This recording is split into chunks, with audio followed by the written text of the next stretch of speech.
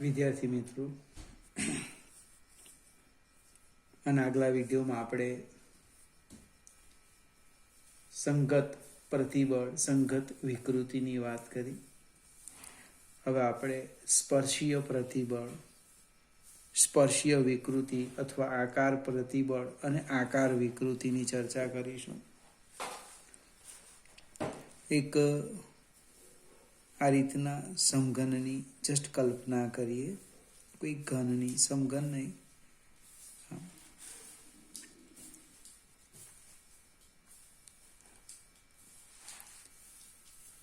હવે એ સમઘનની એટલે આપણે રમવાના પાનાની કેટ, બસ એની જસ્ટ કલ્પના કરો. એ પાના મૂકેલા છે. આ જે બે બાજુ છે, સામસામેની બાજુ, એમની વચ્ચેની લંબાઈ હું લઈ લેમ કેપિટલ L લઈ લેમ.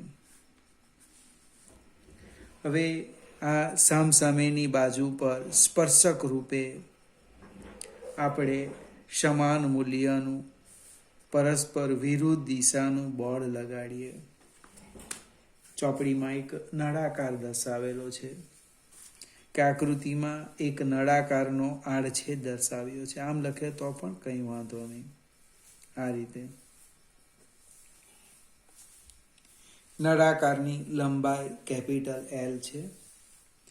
એના આ બે આડછેદ પર સમાન મૂલ્યનું પરસ્પર વિરુદ્ધ દિશાનું પરિણામી બળ લગાડવામાં આવે છે. હવે બળને કારણે શું થવાનું? પરિણામી બળ તો એનું શૂન્ય છે, એટલે રેખીય ગતિ કરશે નહીં. પણ એનો જે આકાર છે એ આકારમાં શું થશે? ફેરફાર થઈ જશે. કેવો થાય તે સમજાવો. તમારે રમવાના પાના લેવાના અને આ પ્રયોગ કરી લેવાનો, તરત ખ્યાલ આવી જશે.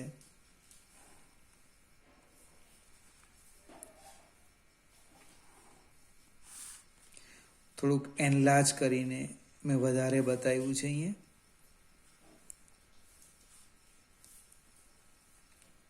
આ ડેલ્ટા એક્સ જેટલું સ્થાનાંતર થાય. આ ખૂણો ઊંધારી લેમ થીટા. ફરીથી આ જે આકૃતિમાં એક L લંબાઈનો નળાકાર દર્શાવેલો છે, એની આ બે સામસામેની જે બાજુ છે એની ઉપર સમાન મૂલ્યનું પરસ્પર વિરુદ્ધ દિશાનું બળ લગાડવામાં આવે. એને કારણે શું થવાનું? આ સામસામેની બાજુઓ વચ્ચે સાપેક્ષ સ્થાનાંતર થવાનું. આમ આકારમાં ફેરફાર થયો. એ રેખીય ગતિ તો કરશે નહીં.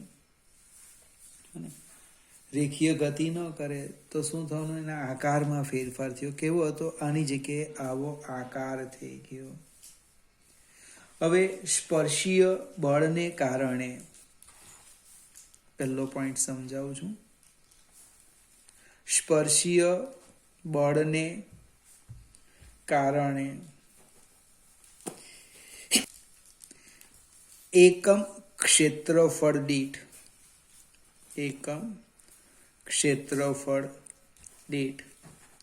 ઉદ્ભવતા પુનઃ સ્થાપક બળને, ફરીથી સ્પર્શીય બળને કારણે એકમ ક્ષેત્રફળ દીઠ ઉદ્ભવતા પુનઃસ્થાપક બળને પ્રતિબળ, સ્પર્શીય પ્રતિબળ અથવા આકાર પ્રતિબળ કહે છે. હવે એક સ્ટેપ આગળ વધીએ. એની જે આ બાજુ છે, આ બાજુ એ ડેલ્ટા એક્સ જેટલું, અને નળાકારની સામસામેની બાજુ જે છે, અને અહીંયા લખી દઈએ આપણે, નળાકારની સામસામેની બાજુ ડેલ્ટા એક્સ જેટલું અથવા થીટા જેટલું કોણીય સ્થાનાંતર કરે છે. ફરીથી સમજાવું કે નળાકારની સામસામેની બાજુઓ ડેલ્ટા એક્સ જેટલું રેખીય સ્થાનાંતર, આ રેખીય સ્થાનાંતર અથવા આ થીટા જેટલું કોણીય સ્થાનાંતર કરે છે. જ્યાં થીટાને અથવા સાઈન થીટાને અથવા ટેન થીટાને આપણે નામ આપવાના આકાર વિકૃતિ. તો આકાર વિકૃતિ કેવી રીતે શોધીએ? તો કે આકાર વિકૃતિની સંજ્ઞા એપ્સિલોન, અહીંયા થીટા લખીએ એટલે કે ખૂણો બરાબર ચાપ ભાગ્યા ત્રિજ્યા. આ થઈ આકાર વિકૃતિ. ફરીથી આને જો સમજવું હોય તો રમવાના પાના લેવાના. એ જે બધા પાનાઓ છે, પાનાની ક્વોલિટી સારી હશે તે પ્લાસ્ટિક જેવા હશે, એને તમે આ રીતે મૂકી દેવું. હા, પછી ઉપર સ્પર્શક રૂપે બળ લગાડો. જો એ બળ લગાડો તો આકાર આ જ પ્રકારનો થશે. જે જમીન અથવા કોઈક સપાટી પર મૂક્યા હશે તે પાનું તેની સાથે ચોંટીને રહેશે, બાકીના બધા પાનાઓ એકબીજા પર સરકશે અને આવો આકાર બને. તે સમયે તમે આ ખૂણો જોઈ લેવા. આ ખૂણો જે હશે એ ખૂણો થીટા, એને શું કહેવાય? આકાર વિકૃતિ કહે છે. એક સ્ટેપ આગળ જઈએ. સ્પર્શીય બળને કારણે એકમ ક્ષેત્રફળ દીઠ ઉદ્ભવતા પુનઃસ્થાપક બળને શું કીધું આપણે?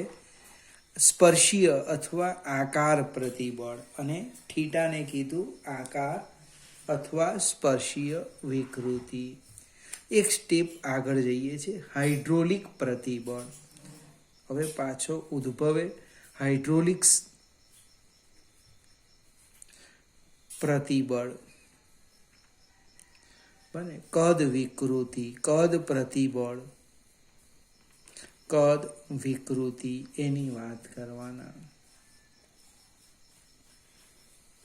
સંગતમાં માત્ર લંબાઈના ફેરફારની વાત કરી, આકારમાં આકારની વાત કરી. તો કદ પ્રતિબળ અથવા કદ વિકૃતિમાં શું થવું જોઈએ? તો કે માત્ર અને માત્ર કદમાં ફેરફાર થવો જોઈએ. હવે ધારો કે મારી પાસે એક રબરનો દડો છે, તેના ઉપર હું આ રીતે પકડીને બળ લગાડું તો તમે જો બળ લગાડવાથી શું થાય? એનો આકાર પણ બદલાય, કદ પણ બદલાય અને આકાર પણ બદલાય. આપણે તો માત્ર શું જોઈએ? કદમાં જ ફેરફાર થવો જોઈએ. હવે ધારો કે એ સમજૂતી આપો. અમારી પાસે કોઈક તરલ છે, આ રીતના લઈ લેમ. આ એક કોઈક તરલ છે અથવા આપણે પાણી લઈ લેવું. હાઇડ્રોલિક અને પ્રતિબળ, હાઇડ્રોલિક વિકૃતિ. એની અંદર કોઈક પદાર્થ મેં આ રીતે મૂકી દેમ. હવે આ જે પદાર્થ મૂક્યો છે એ પદાર્થ પર તરલ શું લગાડે? બળ લગાડે. કેવી રીતે? તો પદાર્થના કોઈ પણ બિંદુ પાસે આ જે તરલ છે એ સપાટીને લંબ રૂપે બળ લગાડે. દરેક બિંદુ પાસે સપાટીને લંબ રૂપે અને સપાટીના ક્ષેત્રફળના સમ પ્રમાણમાં બળ લગાડે. આ જે પદાર્થ છે એ પદાર્થની સપાટી પર તરલ વડે, પ્રવાહી વડે લાગતું બળ એ એક સપાટીને લંબ અને બીજું સપાટીના ક્ષેત્રફળના સમ પ્રમાણમાં. જો આ બે શરતનું પાલન થાય તો આ જે પદાર્થ છે એ પદાર્થના માત્ર અને માત્ર કદમાં ફેરફાર થાય. માત્ર અને માત્ર કદમાં ફેરફાર થાય. અહીં પદાર્થ પર લાગતા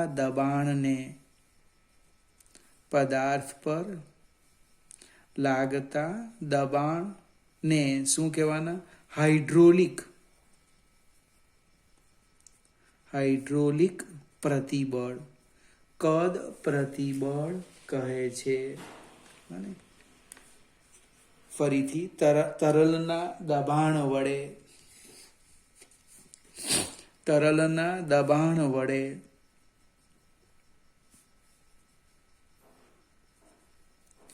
એકમ ક્ષેત્રફળ દીઠ, તરલના દબાણ વડે એકમ ક્ષેત્રફળ દીઠ ઉદ્ભવતા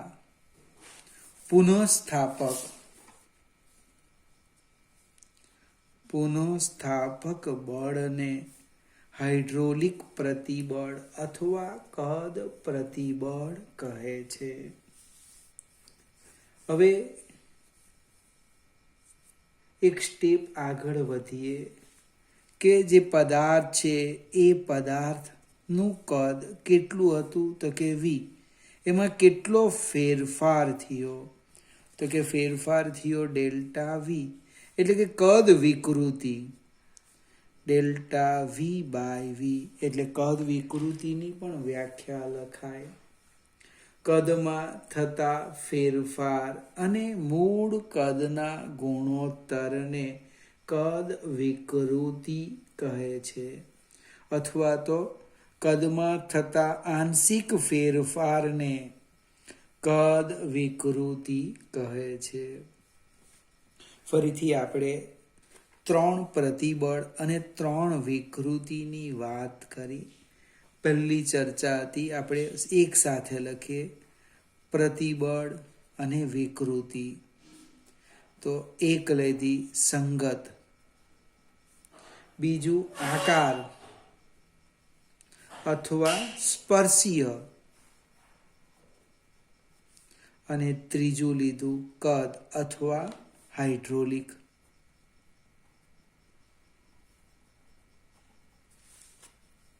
એમાં સંગત અને કદ વિકૃતિની જો હું વાત કરું તો સંગતમાં લંબાઈમાં થતો આંશિક ફેરફાર, આમાં કદમાં થતો આંશિક ફેરફાર.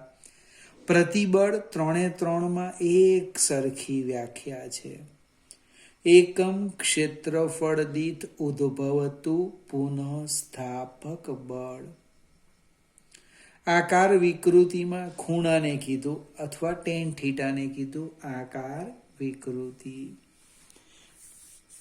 આપણે 3 ભૌતિક રાશિની એટલે 2 ભૌતિક રાશિની વાત કરી, એક પ્રતિબળ અને એક વિકૃતિ.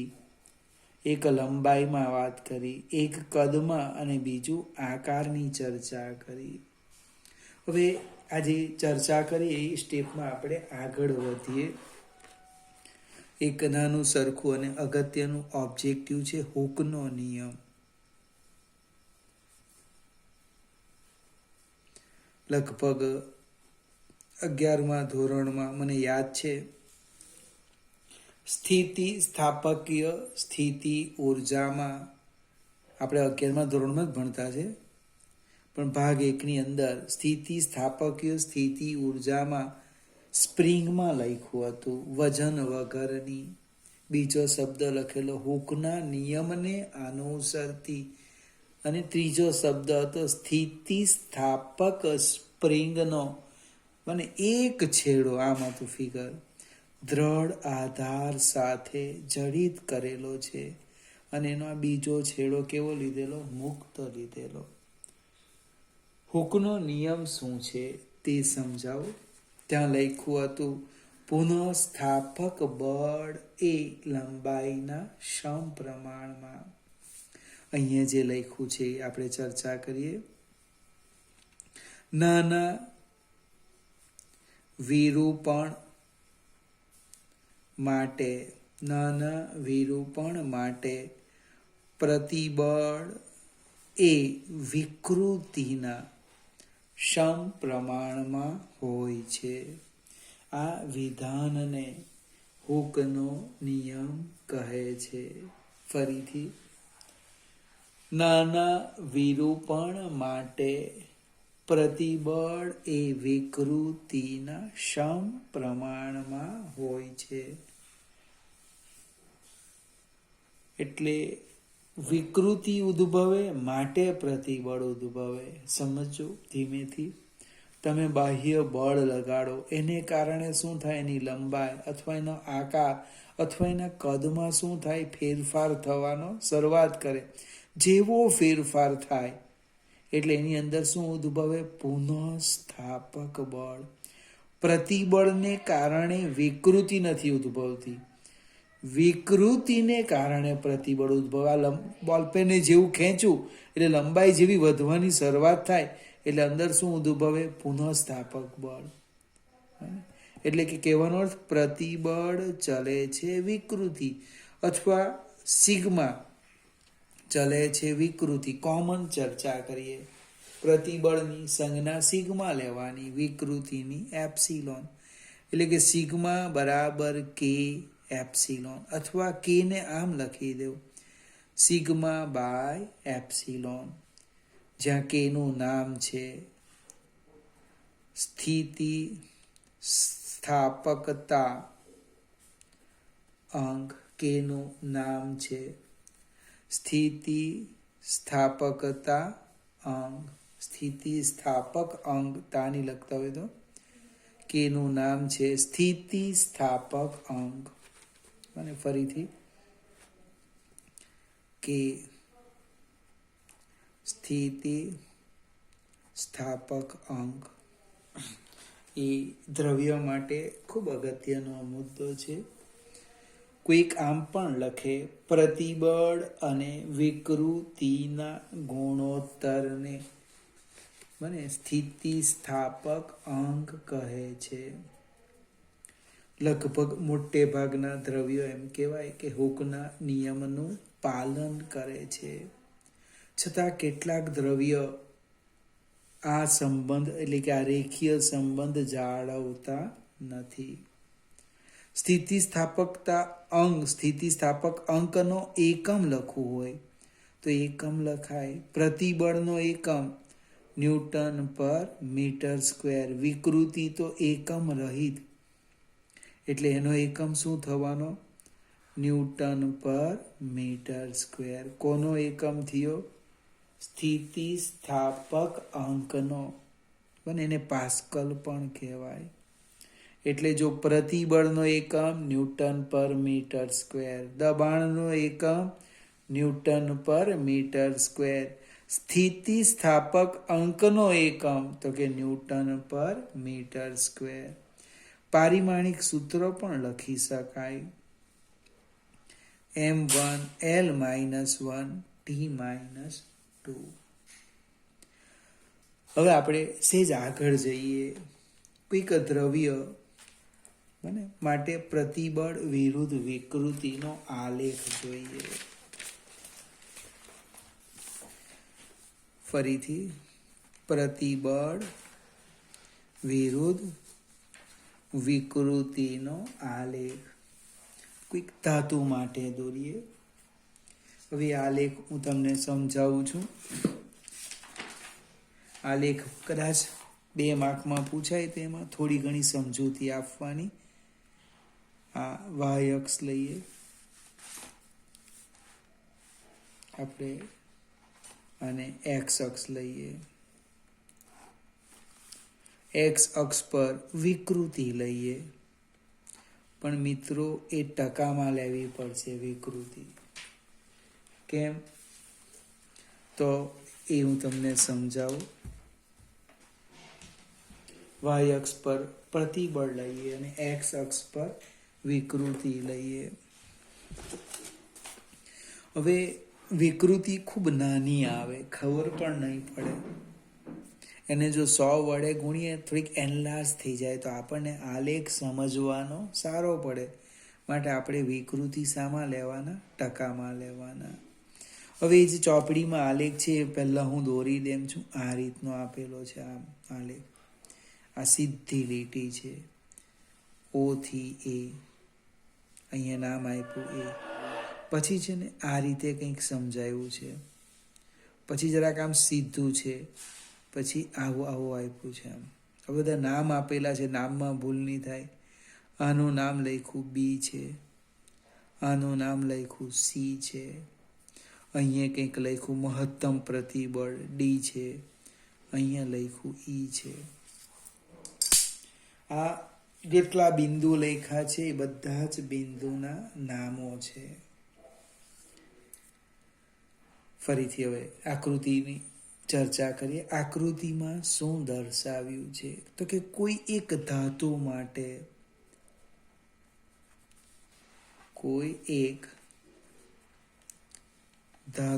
માટે પ્રતિબળ વિરુદ્ધ વિકૃતિનો આલેખ દર્શાવ્યો છે. અહીં વિકૃતિ ટકામાં દર્શાવી છે અને આકૃતિનું વર્ણન થઈ ગયું. હવે આપણે શરૂઆત કરીએ કે શરૂઆતમાં ઓ થી એ સુધી શરૂઆતમાં ઓ થી એ સુધી પ્રતિબળ ચલે છે વિકૃતિ. આનો અર્થ શું થાય? અને શરૂઆતમાં ઓ થી એ સુધી આ એ બિંદુ છે, એ સુરેખ છે, સીધી લીટી છે. આ સીધી લીટી એવું કહેવા માંગે કે વિકૃતિ વધે તો પ્રતિબળ વધે, સમપ્રમાણમાં છે, રેખીય સંબંધ છે. એ પછી નથી. એટલે શરૂઆતમાં ઓ થી એ સુધી પ્રતિબળ એ વિકૃતિના સમપ્રમાણમાં છે. આનો અર્થ એવો થાય કે ઓ થી એ સુધી કે જ્યાં વિકૃતિ કેવી છે? <1%, 1% કરતા પણ ઓછી છે.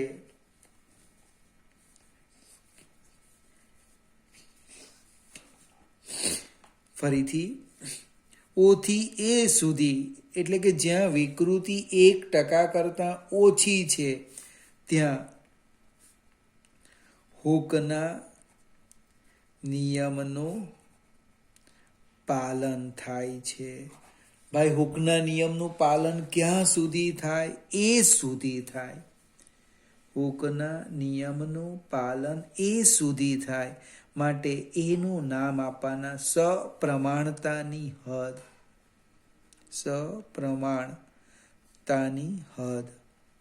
કેમ ભાઈ? તો કે અહીંયા સુધી પ્રતિબળ એ વિકૃતિના સમપ્રમાણમાં છે, એ પછી એ શક્ય નથી. મને ફરીથી 2 કે 3 મુદ્દા લખશો એટલે 2 માર્ક મળશે. ભલે હું ચર્ચા વધારે કરું. જ્યાં વિકૃતિ 1% કરતા પણ ઓછી છે, બને તેવા ભાગમાં ઓ થી એ સુધી પ્રતિબળ એ વિકૃતિના સમપ્રમાણમાં. માટે એનું નામ આપી દીધું સપ્રમાણતાની હદ. અહીંયા જે આ વિસ્તારમાં જે છે એ પદાર્થ કેવી રીતે વર્તે? સ્થિતિસ્થાપક પદાર્થ તરીકે વર્તે. કેમ? તો કે કોઈ પણ બિંદુ પાસે બાહ્ય બળ દૂર કરીએ એટલે તરત જ એ પદાર્થ મૂળ માર્ગે મૂળ સ્થિતિ પ્રાપ્ત કરે. આગળ જઈએ. આપણે કોની વાત કરી? ઓ થી એ. હવે બીજો ભાગ લઈએ. એ થી બી. આ પહેલો પોઈન્ટ લખ્યો. હવે બીજો પોઈન્ટ. એ થી બી સુધી પ્રતિબળ એ વિકૃતિના સપ્રમાણમાં નથી. પ્રતિબળ એ વિકૃતિના સમપ્રમાણમાં નથી. ક્યાંથી ક્યાં? એ થી બી સુધી. પણ ઓ થી બી સુધી કોઈ પણ બિંદુ પાસે, વાક્યરચના સમજો.